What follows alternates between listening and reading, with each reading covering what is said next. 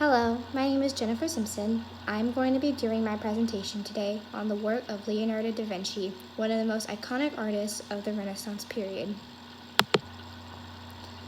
Leonardo da Vinci was born on April 15, 1452 in Venice, the Republic of Florence, and he died in May 2nd, in 1519 in Clos, France. He was an Italian painter, draftsman, sculptor, architect, and engineer. He believed his eyes were the highest sense because it conveyed experience immediately, correctly, and certainty, meaning that your eyes were able to capture a moment and were able to, within that moment, keep the memory and the image. So that's also probably why he got into art, because art conveys, you see it and you have a certain feel and emotion, and so with your eyes you're able to capture that feeling easily. He was known as the Renaissance Man. As said earlier, he was very iconic during this time period, and he did a lot of influential work, which we will talk about later in this presentation.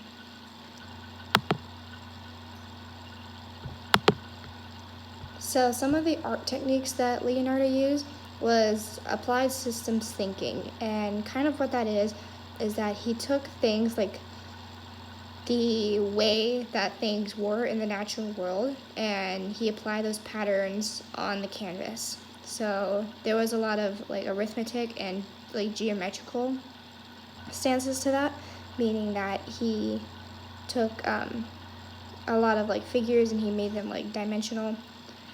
His interest in anatomy also helped create what was called the Vitruvian Man, which we'll see later on in the presentation as well. He used sfumato, which is like the blurred lines and boundaries that brought realism to his work.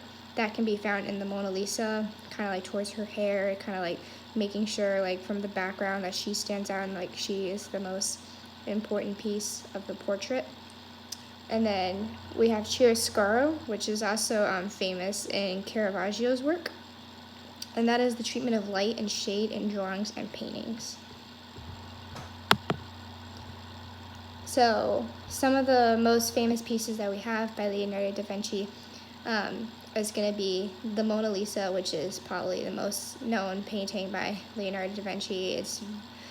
We have The Last Supper, the Vitruvian Man, Salvator Mundi, the Battle of Anghiari, and St. John the Baptist. Now, the one on the far right with his hand up, that's going to be Salvator Mundi right there, and that's kind of Jesus blessing us. On the bottom with the horses is going to be the Battle of Anghiari, and then at the very top is going to be St. John the Baptist. And fun fact is St. John the Baptist was known to be very young looking, so he has that young natural face that a lot of other artists who have created him have put in their paintings. And then we have the Mona Lisa, one of his most famous pieces. It was started in Florence around 1503, and the woman in the painting is known to be Lisa Gherardini, which is the wife of a Florentine cloth merchant named Francisco de Giocondo. This was the earliest Italian portrait to focus so closely on the sitter in a half-length portrait, meaning that showing like half of the body, the upper half. The smile is the visual representation of happiness suggested by the word Gioconda in Italian. So you kind of see that smirk, she's just casual sitting there. A lot of people have interpreted it as if she's truly happy or if she's just kind of faking it. It's kind of like how you define happiness. Again, with like the way that Leonardo had said and how he thought eyes were like the biggest sense, is that we see her look, and that's how we interpret happiness. And Leonardo makes the notion of happiness the central motive of his portrait. So that smile in that portrait stands out the most, and that's what she's most known for, the Mona Lisa. We then have The Last Supper.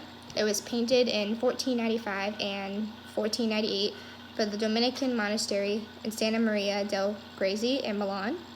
It describes the drastic moment when Jesus tells his disciples that one of them has betrayed him.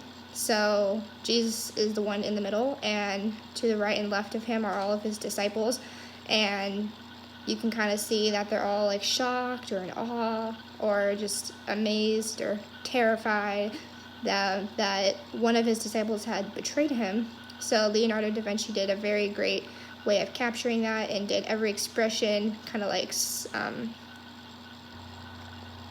and like every expression was specific to each person in the painting. Next we have the Vitruvian Man, as talked about earlier.